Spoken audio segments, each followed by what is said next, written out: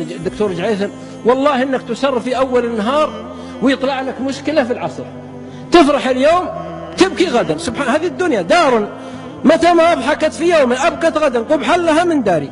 تحت كل قصة غصة، هنا غصة. ماذا تفعل؟ لا تحزن إن الله معنا. أعرف أن ابنك مريض، لا تحزن إن الله معنا. أعرف عليك ديون، لا تحزن إن الله معنا. أعرف أنه مات لك بنات، لا تحزن إن الله معنا.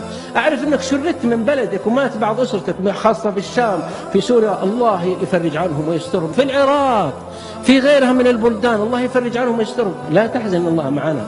أعرف أن عندك مشكلة مع زوجتك، لا تحزن إن الله معنا.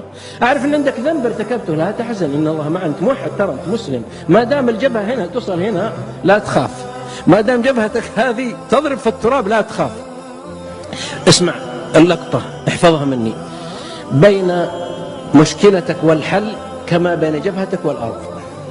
المشكلة بينها مسافة، بين المشكلة والحل كما بين جبهتك هذه والأرض. كل الحلول للرسول صلى الله عليه وسلم أتت بالسجود، فاسجد واقترب. الناس الله في جهة العلو ما قال اعلو واقترب، قال اسجد. انخفض تقترب، انخفض ترتفع، طمن تعلو، ضع جبهتك ترتفع، فاسجد واقترب. اسمع، ولقد نعلم أنك يضيق صدرك بما يقولون.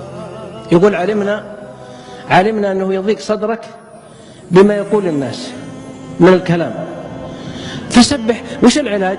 مش معنى الآية يقول الله لرسوله صلى الله عليه وسلم إننا نعلم وندري إنك يضيق صدرك. بشر سبوه صلى الله عليه وسلم بأبي هم، قالوا شاعر. أعطوني سب ما يكفي القرآن، وتقرأ نقرأ في صلاة الفريضة وفي التراويح سب الناس في الرسول صلى الله عليه وسلم، ويقرأها بأبي هم صلى الله عليه وسلم وهو يصلي بالناس وهو الإمام. قالوا عنه شاعر صانه الله ليس بشاعر، قالوا كاهن، قالوا كذاب صانه الله، قالوا ساحر، قالوا مجنون، قالوا مفتري، قالوا أساطير الأولين اكتتبها. تقرأ علينا، تقرأ أنت في الصلاة ولك بكل حرف 10 حسنات زيادة.